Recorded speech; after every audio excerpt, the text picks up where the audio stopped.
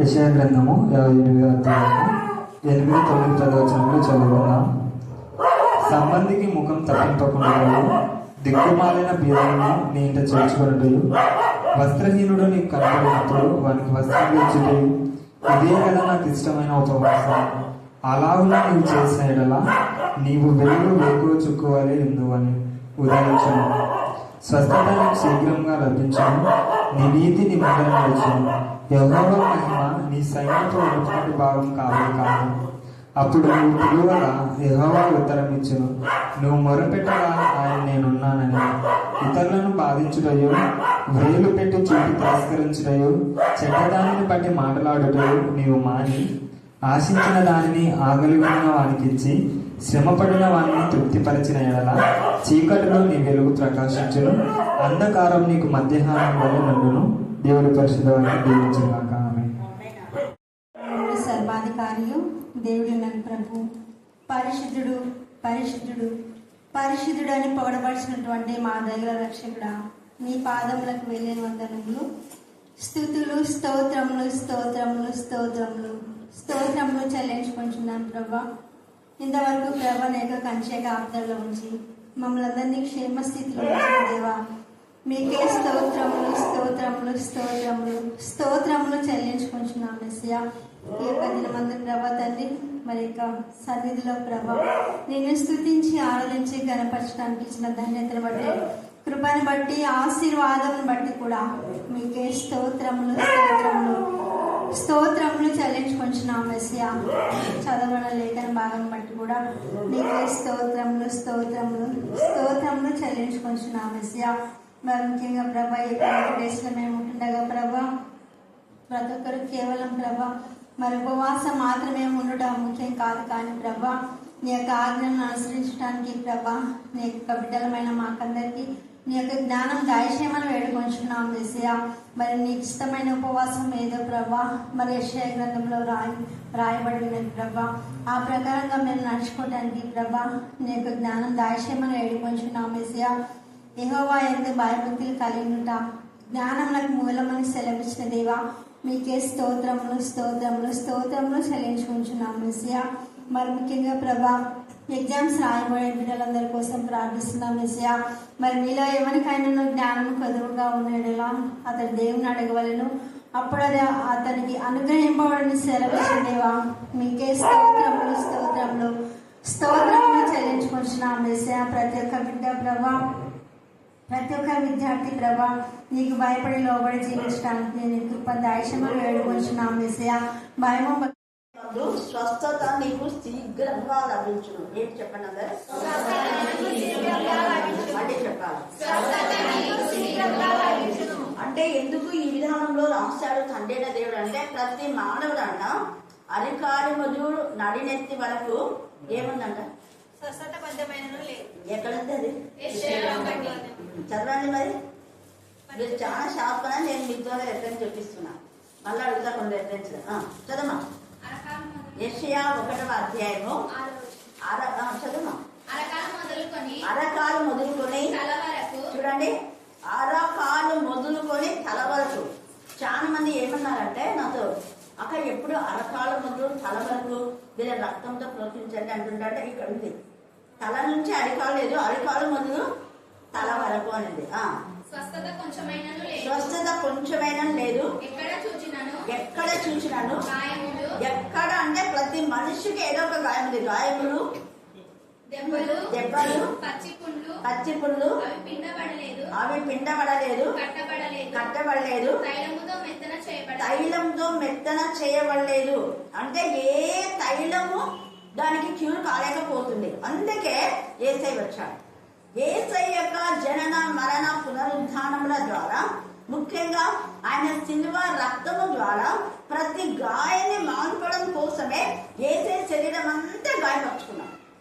అందుకే ఇక్కడ స్వస్థత శీఘ్రంగా అంటే యేసయ్యను రక్తం వైపు మనం ఎప్పుడైతే శిల వైపు నిదానించి చూస్తామో వెంటనే నీకు స్వస్థత వస్తుంది.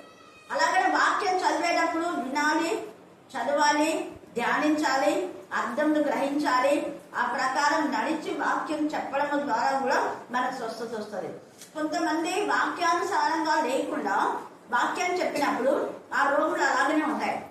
ఎందుకు అంటే ఇక్కడ తేజగా స్వస్థత శీఘ్రంగా వచ్చే విధానం తండ్రి అయిన దేవుడే మనకు తెలియజేశాడు. అక్కడ పైన మనం చూస్తే ఎప్పుడు మనకు స్వస్థత శీఘ్రంగా వస్తుంది అంటే 8వ వచనం చదవండి.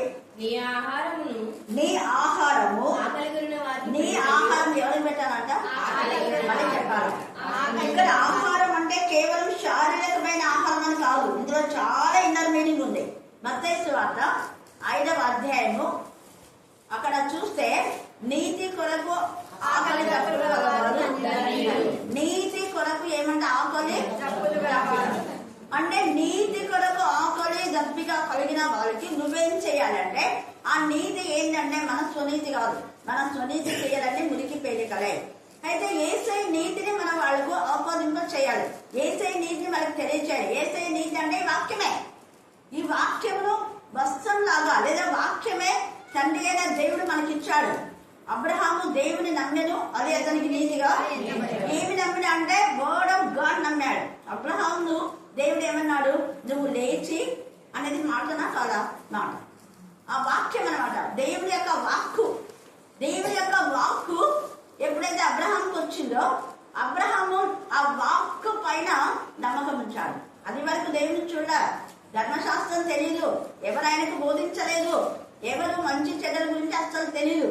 కానీ అలాంటి అబ్రహాము దేవుని వాక్కులో ఉన్న శక్తిని కనుగొని ఆ వాక్కుకు ఈల్డైపోయినాడు, లోపన్నాడు, సమర్పించుకున్నాడు. సజీవ యాగంగా మన శరీరంలో మనం దేవునికి సమర్పించే విధానంలో తన యొక్క ప్రాణాత్మ దేహములను దేవునికి సమర్పించి, దేవా నేనైతే నా వాళ్ళు ఎవ్వరు లేరు, నేను నిన్ను వెంబడిస్తున్నా, నీకే అప్పగిస్తున్నా అనుకున్నాడు. అందుకనే అబ్రహాము యొక్క నీతి అనేకులకు ఆపాదింప చేయడానికి, ఎందరైతే నీతో పాటు ఉంటారో లేదా నిన్ను ఆశీర్వదిస్తారో వారందరికీ ఆశీర్వాదమే. అంటే అబ్రహాము నీతి ద్వారా ఇతరులకు ఆశీర్వాదం. అలాగే అబ్రహాము నీతిని ఎవరైతే శంకిస్తారో, అబ్రహాం నీతిమంతుడని అనుకోకుండా, లెక్క లేకుండా ఇష్టానుసారంగా మాట్లాడితే వారికి శాపమే. అది దేవుడే ఇస్తాడు, అబ్రహాం ఇవ్వడు. అబ్రహాము యొక్క ఇది లేదు, అబ్రహాంకు ఆశీర్వాదించేది లేదు, శపించేది లేదు. దేవుడే అన్నాడు. అక్కడ నేనే వాళ్ళని ఆశీర్వదిస్తే నేనే వాళ్ళను శపిస్తా అన్నాడు. ఇక్కడ కూడా స్వస్థత ఎప్పుడు మనకు శీఘ్రంగా ఉంది అంటే నీతి కొరకు అంటే వాక్యం. వాక్యం గురించి తప్పన ఎప్పుడెప్పుడు వాక్యం వినాలా, చదవాలా, రోజు ఫస్ట్ ప్రయత్ని దేవునికి ఇవ్వాలని. ఎప్పుడు లేచిన వెంటనే వాక్యం చదువుకోవాలి, దేవునితో మాట్లాడాలి. ఆ తప్పన, ఆ తృష్ణ ఉండాలి. లేస్తేనే అద్దం దగ్గర పోవడం, లేస్తేనే టీ పెట్టుకోవడం, లేస్తేనే కసు కూర్చోడం, లేస్తేనే పై అంటించడం కాదు. అలా నువ్వు చేస్తున్నావు అంటే కిందికి మీద ఆశ ఉంది నీకు, దేవుని మీద లేదు. దేవుని మీద ఆశ ఉండేవాళ్ళు ఫస్ట్ ప్రయారిటీ ఆయన స్తుతించి చదువురాని వాళ్ళైతే 2-3 మీకు తెలిసిన లేఖన భాగాలు చెప్పుకొని మనం పొయ్యి అంటించడమో కసు కూర్చడమో ఏదో ఒకటి చదువురాని వాళ్ళకి చెప్తున్నాం.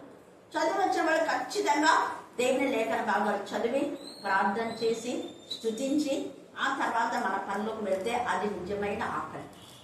అందుకే నీతి కొరకు అన్నాడు ఇక్కడ. నీతి కొరకు ఆకలి డబ్బులు గలవారు ధన్యులు అంటారు. అదే ఇక్కడ ఆకలి అనే మాట రాశాడు. ఈ లోక సంబంధమైన ఆకలి కాదు. అలాగనే పరలోక ప్రార్థనలో తండ్రి అనే దేవ అనుదిన ఆహారం దయచేయమంటాడు. అనుదిన ఆహారం అంటే తినే ఆహారం కాదు, ఏ ఆహారము అది ఎక్కడుంది? సామెతలు 8:32 చదవండి. 8వ అధ్యాయం 30. అనుదినము నా కడుపు ఇద్దరు చేరి, నా భార్య చేరి, నా ఉపదేశం వినేవారు ధన్యులు. నీతి కొరకు ఆకలి ఉన్నప్పుడు వారు ఎలా ధన్యులు? అనుదినము ఆయన వాక్యం వినేవారు, చదివేవారు, ధ్యానించేవారు, వాక్యానుసారంగా ప్రవర్తించేవారు, ప్రకటించేవారు ధన్యులు. ఎంత తేటగా ధన్యకరమైన జీవితం! దేవుడు ధన్యకరమైన జీవితాన్ని మనకిస్తున్నాడు. ఈ యొక్క రాత్రి కాల సమయంలో మనం ధన్యులం కావాలంటే ఈ విధానంలో మనం ముందుకు వెళ్ళిపోవాలి. మనము చేస్తూ చదువురాని వాళ్ళకు కూడా వాక్యం చదివి వినిపించడం, లేదా కొంతమంది అన్యులు ఉంటారు, వాళ్ళకి తెలియదు, వాళ్ళ వాక్యం చెప్పడం కూడా ఇది మంచిదే. అందుకే వాళ్ళకు వాక్యం తెలుసుకోవాలని ఉంటుంది, కానీ వాళ్ళ దగ్గర బైబిల్ ఉండదు. అలాగా ఒకవేళ బైబిల్ ఉన్నా చదువు రాదు. అలాంటి వాళ్ళకు నువ్వు వినిపించినావు అంటే అది దేవుని యొక్క ఇష్టాన్ని నెరవేర్చినట్టు. అది నిజమైన ఉపవాసం. ఉపవాసం అంటే అన్నం తినకపోవడం మాత్రమే కాదు, వాక్యంలో మనం చదివి మనం ధ్యానించి వేరే వాళ్లకు తెలియచేయడమే వారి ఆకలి. ఎవరైతే వాక్యం అనేది లేదో, వాక్యం అనేది నిజమైనటువంటి ఐశ్వర్యం, నిజమైన సంపద, నిజమైన గని. ఈ వాక్యం ఎవరిలో లేదో వాళ్ళు ధనికులైనా కూడా వాళ్ళు దళితులే. ప్రకటన 3వ అధ్యాయంలో ధనవంతులు అని నువ్వు అనుకుంటున్నావు, కానీ ఎలాంటి వాడంట? దరిద్రుడవు, మారిన వాడవు, దిగంబరుడవు, గుడ్డివాడు. ఇన్నున్నాయి. ధనవంతులు అని నువ్వు చెప్పుకుంటున్నావు, బట్ నీ దగ్గర ఏం లేదు, వాక్యం లేదు. వాక్యం అనే ధనమే నిజం. అందుకనే లూకా 8:18 యేసయ్య గురించి ప్రభు ఆత్మ నా మీద ఉంది. దేవుని ఆత్మ ఉంటే మనము ఆకలి కలుపుకున్న వారికి ఆకలి తీర్చే వారని ఉంటారు. అది వాక్య సంబంధంగా కానివ్వండి, భోజనం శరీర సంబంధమైన ఆహారం కానివ్వండి. అందుకే అక్కడ ప్రభు ఆత్మ నా మీదకు ఉంది కాబట్టి బీదలకు అన్నాడు. బీదలు అంటే అడుగు తినే వాళ్ళనే కాదు, వాక్యం లేని వాళ్ళందరూ పేదవాళ్లే. వాళ్ళు ధనికులైనా, కలెక్టర్ అయినా, వాళ్ళు ఎంపీ అయినా, ప్రధానమంత్రి ఎవరైనా కూడా దేవుని వాక్యం ఎవరిలో లేదో వాళ్ళంతా పేదోళ్ళే. దేవుని వాక్యం అనే ఐశ్వర్యం లేని వాళ్ళకు మనం పంచిపెట్టాలి. అయ్యే వాళ్ళ అధికారులు వాళ్ళకైతే చెప్పాలనుకోవాలి, వాళ్ళ వాక్యంలో పేదోళ్ళు. సేమే పేద వాళ్ళ దగ్గర వాక్యం ఉండదు, బైబిల్ కొనుక్కునే ఇది ఉండదు, వాళ్ళకు మనం వాక్యం వినిపించాలి. ఎంత విన్నది విని ఈ వాక్యం వినిపించడం ద్వారా వాళ్ళలో ఉన్నటువంటి బలహీనతలన్నీ తొలగించగలుగుతాం. అందుకే ఇక్కడ నీ యొక్క వాళ్లకు ఆకలి ఉన్న వాళ్ళకి ఆహారం పెట్టడము అనే మాటలో అర్థమైంది. ఈ ఆహారం ఇవ్వడం ద్వారా, ఈ వాక్యం అనే ఆహారం వాళ్ళకిచ్చి వాళ్ళ చెర నుంచి మనం విడిపిస్తాం. ఆ చెర వాళ్ళు ఏదైనా కావచ్చు, మానసికంగా పొంగిపోతున్నప్పుడు వాక్యం ద్వారా ఆదరించాలి. చెర అంటే ఒక బంధకం, ఒక మానసిక స్థితి. ఆ సమస్య గురించి వాళ్ళు ఎంతగానో దేవుని దగ్గర పోరాడుతూ ఉంటారు. అప్పుడు నువ్వు సరైన లేఖన భాగాల ద్వారా వారి హృదయ గాయాన్ని మాట్లాడగలిగితే స్వస్థత శీఘ్రంగా నీకు వస్తుంది, వాళ్ళకి వస్తుంది. అవతల వ్యక్తికి స్వస్థపడాలి, మనం కూడా స్వస్థపడాలి. మనకు ఆత్మ సంబంధమైనటువంటి అస్వస్థత అనేది ఉండొచ్చు. అంటే టయానికి దేవుని సన్నిధికి రానితో అది కూడా ఒక రోగమే. తర్వాత ఎందుకంటే నిదానంగా వచ్చేది ఎవరు? బలహీనతలే కదా నిదానంగా వచ్చేది. యాక్టివ్గా వచ్చే వాళ్ళు ఎవరు వస్తారు అంటే మనం బలవంతులు, ఆత్మలో బలంగా ఉన్నవాళ్ళు ఎప్పుడెప్పుడు వెళ్ళాలి. దావీదులాగా 63వ కీర్తనలో నేను వేకువజామున ఎప్పుడెప్పుడు దేవుని సన్నిధిని వెతకాలా అని ఎంత తృష్ణ కలిగి ఉన్నా అంట. ఎంత ఇదిగా 63:1-3 దాకా మీరు చదువుకున్న తర్వాత ఎంత తేటగా అక్కడ అలా లేచి నేను ప్రార్థన చేయడం ద్వారా కొవ్వు మీద దొరికినట్టుంది దేవా అంటున్నాడు. అంటే అది ఆత్మీయ ఆకలి, ఆత్మ సంబంధమైన దాహం మనం తీర్చుకోవాలి, వేరే వాళ్ళు కూడా తీర్చాలి. అది అందుకే ఇక్కడ పరిశుద్ధ ఆచార్యులు మాట్లాడుతున్నారు. ఆత్మలో బలహీనత, ఆత్మలో కుడితనం, ఆత్మలో గుడితనం అంటే వాక్యం మన దగ్గర ఉండి చదవలేని గుడివాడు. నువ్వు చూస్తున్నావు కానీ నువ్వు గుడివాడవే అంటాడు. వాక్యం చదవలేని గుడ్డోలేమే. అందుకనే దైవ గ్రంథం మన దగ్గర ఉండి కూడా చదవలేని బ్రతుకులు. మొదట్లో అంటే పాత నిబంధన కాలంలో మన చేతిలోకి అసలు దంచచ్చు కూడా చేయకూడదు. యాజకుడు మాత్రమే అది ఎర్రంటే ఒక వస్త్రంలో కట్టి, ఇప్పటికీ ముస్లిమ్స్ అలాగే చేస్తున్నారు. అది ఖురాన్ వాళ్ళు మొత్తం ఉండదు, ఏదో కొంచెం కొంచెం శిక్షించారు వాళ్ళు. అయితే ఆ గ్రంథం వాడి యాజకులు చదివితే వీళ్ళు వినాలి, శ్రద్ధగా వినాలి. విని గుర్తుపెట్టుకొని అవే పేపర్ వేసుకుంటా వాళ్ళ జీవితం అంతా అదే ఆధారం. ప్రత్యేకంగా చూసుకొని అయ్యి చెప్పినాడు దీన్ని కరెక్టా లేదా అని ఎప్పుడైనా చూసుకుని దాన్ని మళ్ళీ కొంత లేదు అక్కడ. ఇప్పుడైతే దేవుడు యేసయ్య యొక్క మరణ పునరుద్ధానముల ద్వారా మనకి గ్రంథం దొరికింది, దేవుడు ఇచ్చాడు మన చేతి. మరి అప్పుడు మనం ఎంతగానో చదవాలి, ఎంతగా తపన మనకు. అప్పుడు మన ఆత్మీయ వృడితనం, ఆత్మీయమైన చెవితనం, ఆత్మీయమైన కృషితనం, ఆత్మీయ జ్వరం. జ్వరం అంటే వాక్యం అంటే వినరు, ఇలా వింటారు మళ్ళీ యూట్యూబ్లో వస్తారనుకో వినాలే. కానీ ఆ రుచి తెలిసిన వాళ్ళు మళ్ళీ మళ్ళీ అది చదవాలి, వినాలి అనే తపన ఉంటుంది. ఒక ఆకలి, ఒక దాహం. ఎన్నిసార్లు తాగినా కూడా నీళ్ళు కొన్ని దాహం వస్తున్నారు, మళ్ళీ మళ్ళీ పోయి తాగుతుందా, సేమ్ దాహం తీరే వరకు మన వాక్యం వినాలి. ఆ వాక్యంలో అందుకని ఆత్మీయమైన ఎవరైతే వినారో వాళ్ళకి ఆత్మీయ జ్వరం ఉంటుంది అన్న. ఆహారం చేయదు కదా, వాక్యం కూడా చేయదు. ఎంతమంది ఇప్పుడు వాక్యం ఇంతమంది అక్కడ ఎక్కడ షేము వాళ్ళ ఇంటి దగ్గర వాళ్ళంతా ఎత్తుంటారు. కొంచెం కింద నేను మైక్ తగ్గించిన అంటే అక్కడ ఏమక వినపడ సరిగా బుద్ధి ఎక్కింది అంటుంటారు. షేమ్ అన్నాడు ఇంకా కొంచెం తగ్గించిన చెమట ఉందట బాగా వింటున్నాం మేము, మన పవన్ చెప్పింది కదా అన్నాడు. అవును అన్నా. అందుకనే నేను ఆ చెప్పిన రోజు ఎందుకో ఫోన్ చేస్తే షేమ్ చెప్పిండు అనమాట. వచ్చి చెప్పాము వాక్యం అంటే లేదు లేక నాకు టైం ఉండదు అంటే సరే సరే అన్న. హల్లెలూయా, హల్లెలూయా. ఇంత దగ్గరలో అవకాశం ఉండి కూడా గడచ మీద పెట్టేవాడిని దేవుడు అస్సలు క్షమించాడు. ఎవరైతే దేవుని యొక్క వాక్యం వినకుండా తన చెవి తొలగి వాడి శాపగ్రస్తుడు అని రాయబడింది వాక్యంలో. ఇంకా శాపం ఉండే వాళ్ళకి అందరూ స్వస్థత ఉండదు, ఇంకా అంతే. అందుకే ఇక్కడ స్వస్థత నీకు శీఘ్రంగా లభించును అంటే మనకు అస్వస్థత కోసం మనం చేయవలసింది ఏంటంటే ఆహారము ఆకలి కొని వాళ్ళకి పెట్టాలా. దిక్కు మారిన బీదలను అంటే అదే ఎవరికైతే మరి ట్రైబల్స్ చాలా మంది ఉంటారు, వాళ్ళకి బైబుల్ ఉండదు. దిక్కు మారిన బీదలే వాళ్ళకి బైబుల్ కొనివ్వడం. ఇక్కడ చాలా ఉంది. దిక్కు మారిన బీదల్ని ఇంట చేర్చుకొని వాళ్ళకి వాక్యం చెప్పడము. తర్వాత వస్త్రహీనం నీకు కనపడినప్పుడు వానికి వస్త్రములన్నీ, ఈ వస్త్రములు అనే దాంట్లో కూడా రెండు విధాలైన అర్థం. ఒకటి శారీరక సంబంధమైన వస్త్రాలు, రెండవది వారి ఆత్మలో రక్షణ పొందకపోతే రక్షణ వస్త్రాలు ఉండవు. వాళ్ళకి రక్షణ వస్త్రాలు మనం అందించే వాళ్ళంగా ఉండాలి. దేవుడు నీకు రక్షణ వస్త్రాలు ఇస్తాడు, మహిమ వస్త్రాలు ఇస్తాడు, ధవళ వస్త్రాలు ఇస్తాడు, ఆనంద వస్త్రాలు ఇస్తాడు, సంతోష వస్త్రాలు ఇస్తాడు.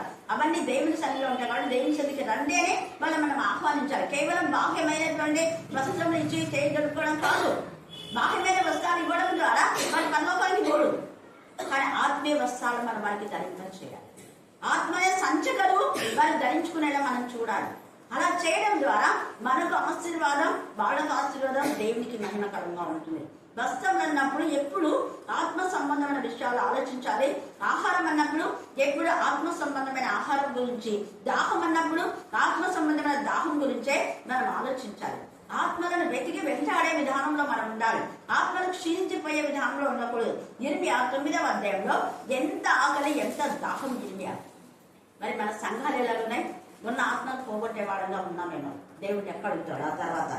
ఆ తర్వాత ఇంకా చాలా ఉంది, చదువుకోండి. ఇదే కదా దేవునికి ఇష్టమైనటువంటి ఉపవాసం అంట. తర్వాత అలాగూ చేస్తే ఎప్పుడైతే నువ్వు ఇలా చేస్తావో నీ వెలుగు వేకో చుక్కవలే ఉదయించును. అర్థమైంది అంటే చీకటి పోయి వెలుగు వస్తుంది.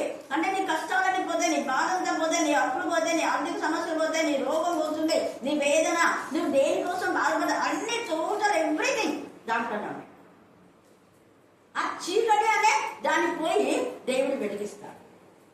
కీర్తన 30వ అధ్యాయం 5-6 వచనాలు చదవండి. కీర్తన 30 అక్కడ తేజగా రాయబడింది. ఆయన కోపం నిమిషం మాత్రం ఉండును. ఆయన కోపం నిమిషం మాత్రం ఉండును. ఆయన దయ ఆయుష్కాలం అంతా నిలుచును. ఆయన దయ ఆయుష్కాలం అంతా నిలిచును. సాయంకాలంలో ఏడుపు వచ్చి సాయంకాలంలో ఏడుపు వచ్చి రాత్రి ఉండినను. ఎంత తేజగా సాయంకాలంలో ఏడుపు వచ్చి రాత్రి ఉన్నా ఉదయంలో సంతోషం. ఉదయమే అరుణోదయమున వేకువ జామున దేవుడు నీకు నీ ప్రార్థన ఆయన ఎదుర్కొంటుంది. రాత్రి అంతా నువ్వు చేసిన ప్రార్థన వేకువ నీకు చెవకొస్తుంది. దానియాలు చేస్తా ఉంటే అందమే చేయడానికి మొదలు పెట్టినప్పుడే దూరం పంపించేస్తారు దేవుడు. కానీ కొన్ని ఆటంకాలు వస్తాయి. నీకు వెంటనే నీ ప్రార్థనకు జవాబు రాకపోవచ్చు. అనేక మంది ఆటంకాలు చెప్తారు. నువ్వు వాక్యం చెప్పకుండా ఆటంకం చెప్తారు. కానీ ఎక్కువ ఆదరణ తర్వాత దేవుడు ఇస్తాడు. ఒక్క దూత కాదు, 2 దూతలు వచ్చారు. ఆటంకం వచ్చినందువల్ల మళ్ళీ మిఖాయిలు కూడా వచ్చాడు. అంటే దానియేలుకు డబుల్ బ్లెస్సింగ్ వచ్చాడు. దానియేలు కోసం ముందు గాబ్రియేలు వచ్చాడు. గాబ్రియేలు ఎదిరించడానికి ఆ యొక్క అధిపతి ఎంత ఇదిగా దేవునికి విరోధమైన విధానంలో అధిపతులు మనల్లో ఏమంటే ఏమి టార్గెట్ చేసి మన వాక్యం చెప్పకుండా ప్రార్థన చేయకుండా పాడకుండా ఏ విధానంలో వాళ్ళు చేసినా దేవుడు వాటినన్నింటినీ కూడా తుంచివేస్తాడు. అక్కడ గాబ్రియేలు పని ఏమంటే వార్తలు అందించడమే. కానీ వార్తలు అందించవలసినటువంటి గాబ్రియేలుతో మీరు పోరాడడానికి వచ్చాడు. పోరాటం గాబ్రియేలుది కాదు. గాబ్రియేలు పోరాడు. దేవుడిని గద్దించుగాక, దేవుడిని గద్దించుగాక అంటున్నాడు. వాడు గద్దించుగాక అంటే ఇంకా రెచ్చిపోతున్నాడు. సతనపో అంటే రెచ్చిపోయాడు. తర్వాత యేసయ్య గద్దించి Satan give the behaviour I know in Jesus of Nazareth అని మనం అంటే పడిపోతాం. హల్లెలూయా, హల్లెలూయా. అప్పుడు ఎప్పుడైతే ఈ మిఖాయిలు వస్తాడు అంటాడు, మిఖాయిలు నాకు సహాయం చేశాడు. దానియేలు కొరకు 2 దూతలు పంపించాడు. ఆయన ప్రార్థన ఎంత పవర్ఫుల్. దానియేలు యొక్క ప్రార్థన, మన ప్రార్థన వెంటనే దేవుడు ఆలకించి మనకు సహాయం. కొంత ఆలస్యమైనా ఖచ్చితంగా దేవుడు సహాయం చేసేవాడుగా ఉంటున్నాడు. అందుకనే మనము దేవుడికి మహిమకరంగా రాత్రి వేళ నీ బాధ ఉన్నా ఉదయంలోనే దేవుడు నీకు సంతోష శుభకరమైన అనుభవాలు ఆయన చూపిస్తాడు. తర్వాత మనం చూస్తే నీ నీతి నీ ముందర నడుచున్నా అంటే నీదంటే మన విశ్వాసమే. దేవుడిలో మనం విశ్వసిస్తే ఇందాక నేను చెప్పిందే విశ్వాసం ఉంటే స్టెప్ వేస్తా. విశ్వాసం లేకుంటే నేను పాడంటే పాడలేదు, నేను చెప్పాలంటే చెప్పలేదు, నాకు రాదంటే రాదు, ఇంతే, లేదంటే లేదు. మన నోటి ఫలమే మధ్యాహ్నం నిన్న కదా చెప్పింది నోటి ఫలం గురించి. ఈరోజు మధ్యాహ్నం అయితే అదే చూసి చెప్పింది అనమాట చక్కగా. మనం ఎప్పుడు మాట్లాడాలి, ఎప్పుడు మౌనంగా ఉండాలి. యేసయ్య ఇప్పుడు ఇందాక మాకు చెప్పింది. యేసయ్య మౌనంగా ఉన్నాడు. మళ్ళీ అడిగినప్పుడు అవును నువ్వు అన్నట్టే నేనే అన్నాడు. మౌనంగా ఉన్నాడప్పుడు లేదు. నువ్వు యూదులు రాజున అవును నేను యూదులు రాజు అన్నాడు. తర్వాత శాస్త్ర పరిచయాలంతా ముఖాననే మీరు వేషధారులు, మీరు సర్పసంతతి, అది ఇది ఏమేమి అంతా 23 వస్తాయి అంతా. ఎక్కడ ఆయన మౌనంగా ఒక్కసారి మాట్లాడు, మౌనంగా ఉన్నాడు. అది ఎందుకు అంటే ఎందుకు మౌనంగా ఉన్నాడంటే తెలిసి వాళ్ళు అడుగుతున్నారని మౌనంగా ఉన్నాడు. వీళ్ళని చెప్పాలి. తర్వాత గద్దించి అవును నేనే అన్నాను. హల్లెలూయా, హల్లెలూయా, హల్లెలూయా. తర్వాత ఇక్కడ ఏమంటున్నా అంటే ఇంకొకటి ఏమంటున్నాడు కదా, మనకి ఈ యొక్క దేవుడు మన ప్రార్థన వినాలన్నా మనకు వెంటనే స్వస్థత ఇవన్నీ కావాలంటే ఇతరులను బాధించుదయ్యో బ్రేలు పెట్టి చూపి తిరస్కరించడు. షిమి అనేవాడు ఏం చేశాడు అంటే అక్కడ 1 రాజులు 2వ అధ్యాయం 9వ వచనం చదవండి. షిమి అనేవాడు ఊరుకోకుండా దైవ అభిషిక్తుడైనటువంటి దావీదును ఇష్టానుసారంగా మాట్లాడాడు. దావీదు వాడు ఎక్కడో పడి ఉంటే, అనారోగ్యంతో ఉండే, అప్పులతో ఉండే, అంతా తృణీకరింపబడి రౌడీ రోగం ఉన్న వాళ్ళందరినీ దగ్గర చేసి వాళ్ళకు వాక్యం చెప్పి వాళ్ళకి మంచి భవిష్యత్తు ఇచ్చాడు దావీదు. కానీ అది మర్చిపోయి వాడి విశ్వాసఘాతకుడై ఈ యొక్క దావీదు ఇష్టానుసారంగా మాట్లాడుతుంటే అక్కడ దావీదు సేవకుడు నేను వీడిని చంపేందునా అంటాడు. దేవుడు వాళ్ళని అందించాడు మౌనంగా ఉండదు. ఇప్పుడు మనం మౌనంగా ఉందాం. తర్వాత మౌనంగా లేదు. చదవండి. మరియు బెన్యామీనీయుడైన గెరా కుమారుడు బహూరీము ఊరివాడినైనా షిమి గురించి తేజగా ఉంది. అక్కడ ఫలాని తండ్రి కొడుకు ఊరు నీ యొద్ద ఉన్నాడు. నేను మహానయమునకు వెళ్ళుచుండగా అతడు నన్ను శపించాను. చూసారా, దేవుని యొక్క బిడ్డలను శపిస్తే అస్సలు ఊరుకోరు. అసలు మనకి శపించే ఆత్మతనే లేదు. నన్ను ఎదుర్కొనుటకై అతని యోర్దాను నది యొద్దకు దిగి రాగా యెహోవా తోడు కత్తి చేత నేను నిన్ను చంపనని, చూడండి, కత్తి చేత నేను నిన్ను చంపనని ప్రమాణం చేశాను. వాడిని నిర్దోషిగా ఎంచవద్దు. అది అండర్లైన్ చేసుకోండి. నేను వాడిని చంపలేదు కదా అని నువ్వు వాడిని నిర్దోషిగా ఎంచొద్దు. వాడు దోషే. ఇంకా చెప్తాను చూడండి, దావిదే చెప్తాను ఇక్కడ. చెప్పు. నువ్వు సుబుద్ధి గలవాడవు కనుక వాడిని ఏమి చేయవలెనో అది నీకు తెలియను. వాని నెరసిన తల వెంట్రుకలు రక్తంతో సమాధి దిగచేయము. అది రక్తంతోనే చేశాడు సొలొమోను. దావీదు వాడు వేళ పడినాడు కాబట్టి సరే నేనైతే ఏం చేయను, కానీ సొలొమోనుకు దేవుడు జ్ఞానం ఇచ్చినాడు. ఆ జ్ఞానంతో వాడిని నాశనం చేస్తాడు. అలాగనే దేవుడు కూడా అక్కడ నాబోతు మౌనంగా ఉన్న దేవుడే ఆ మోహాబులు యెజబెలు శిక్షించాడు. ఇంకా చాలా చాలా ఉన్నాయి. దేవుడు మొత్తేస్తాడు. నాబాలు దావీదుకు విరోధంగా చేస్తాడు, మొత్తేస్తాడు. ఇంకొక చోట సౌలు చంపినానని చెప్పిన వ్యక్తిని వెంటనే దావీదు చంపమని చెప్తాడు. అక్కడ ఏది ఎందుకు జరుగుతుంది అనేది మనం అర్థం చేసుకోవాలి. అందుకని ఇక్కడ వేలు పెట్టి తిరస్కరించుడు. అలాగనే రాజుల్లో మనం చూస్తే 2వ రాజుల్లో ఎలీషాని బోల్వాడ అంటే ఏమైపోయింది అక్కడ. అక్కడ ఎలీషా ఏమన్నారు, ఈ 42 మంది దేవా నన్ను అవమానపరుస్తున్నారు, నీకు తగినది ఏమన్నావు. దేవుడు రోషం గల దేవుడు. వెంటనే వాళ్ళకి ఎలుపంట వచ్చింది, వాళ్ళంతా నాశనం. వేలు పెట్టి ఎవరిని అంటే అభిషిక్తుడు. ఇక్కడ వేలు పెట్టి అదే మాటలు అర్థం అదే. చెడ్డ దానిని మాట్లాడుతాయు నీవు చెడ్డదాన్ని అనే మాటలు, చెడ్డ మాటలు దుర్భాషలు అనే కాదు, అభిషిక్తులకు వ్యతిరేకంగా మాట్లాడదు. అక్క తమ్ముడు కలిసి మాట్లాడినప్పుడు ఏమైపోయింది, మిరియాంకు ఇంకా మళ్ళా కలవలేదు. అక్క తమ్ముళ్ళు కానీ, అన్న చెల్లెలు కానీ, తల్లి కొడుకులు కానీ, తల్లి కూతురు కానీ, ఎవరైనా కూడా అన్నదమ్ములు కానీ, స్నేహితులు కానీ, దేవుని బిడ్డలకు వ్యతిరేకంగా ఏది మాట్లాడినా దేవుని తెలుస్తారు. తెలిసి దాని పరిణామం వెంటనే వస్తుంది. అప్పుడు స్వస్థత నీకు శీఘ్రంగా రాదు, నెమ్మది ఉండదు, సమాధానం ఉండదు, ఇంకా చెరగనే ఉంటుంది. విడిపించబడదు, శాపమే వచ్చింది. అందుకని దేవుడు తేజ దగ్గర మాట్లాడుతున్నాం. ఆశించిన దాన్ని ఆకలి కొనిన వానికి, శ్రమ పడిన వానికి తృప్తిపరచిన ఎలా ఆకలి కొనిన వారికి ఇచ్చి అంటే వాక్యం పట్ల తపన ఉండే వాళ్ళకు ఖచ్చితంగా మనం చదివి వినిపించాలి. చదురాను వాళ్ళకి ఎంత ఆశ ఉంటుంది. నువ్వు ఒకసారి వాళ్ళకు చదివి వినిపించు, మళ్ళా మరుసటి రోజు అమ్మ నాకు వాక్యం చదివి వినిపించామన్నారు. మనం చెయ్యని చాలా, అలా చేయని చాలా బేసిక్ చూస్తాం. ఫస్ట్ స్త్రీల బాగా ఎంకరేజ్ కావండి. స్త్రీల అందరూ కూడా ఎక్కువ మంది మంగళవారం రావడానికి కారణం ఏంటంటే ఇదే. చదువురాని వాళ్ళకంతా కంటత వాక్యాలు చెప్పించి వాళ్ళకంతా కూడా లిపి అంటే అదే రాత్రి బడి ఉండేదన్నమాట ఎల్డర్స్ అన్నమాట, పెద్దలకు. అప్పుడు ఆ విధానంలో వాళ్ళని నడిపించినందుకే వాళ్ళంతమంది మందిరానికి వచ్చారు. లేకపోతే ఇద్దరే లేక ముగ్గురు. ఇక్కడ వాళ్ళంతా అక్కడికి వస్తేనే నేను మీకు చదువు నేర్పిస్తాను అని చెప్పారు. అప్పుడంతా బొటన్ వేలు వేసేటప్పుడు ఇంగ్లీష్లో కూడా పేరు రాయనికే నేర్చుకున్నారు. హల్లెలూయా, హల్లెలూయా, హల్లెలూయా. కాబట్టి ఆకలి వాక్యం అనే ఆకలి ఉండే వాళ్ళకు చదివి వినిపించాలి. అది ఏదైనా అర్థం కాకపోతే దానికి అర్థం మనం చెప్పే వాళ్ళగా ఉండాలి. అలాగనే పాపం అనే మరి ఆ యొక్క దాహం ఆకలి ఉండే వాటి నుంచి, ఆ పాపం అనే దాహం నుంచి, ఆకలి నుంచి వాళ్ళను విడిపించి వాక్య సంబంధమైన ఆకలిలోకి వాళ్ళని మనం తీసుకుని వచ్చే వాళ్ళగా ఉండాలి. అలా చేస్తే చీకటిలో నీ వెలుగు ఏమైందంట అంటే నీకు చీకటి కాదు. దేవుడు ఎప్పుడు నీకు సమస్తమైన ఈవులనే ఇస్తుంటాడు. అపవాదే చీకటిలో నీకు ఏమి హాని చేసినా అది నీకు తగలకుండా దేవుడు వాడిని 7 మార్గాల గుండా వాడిని ముట్టుకు గోళం వేసి పంపించేస్తాడు.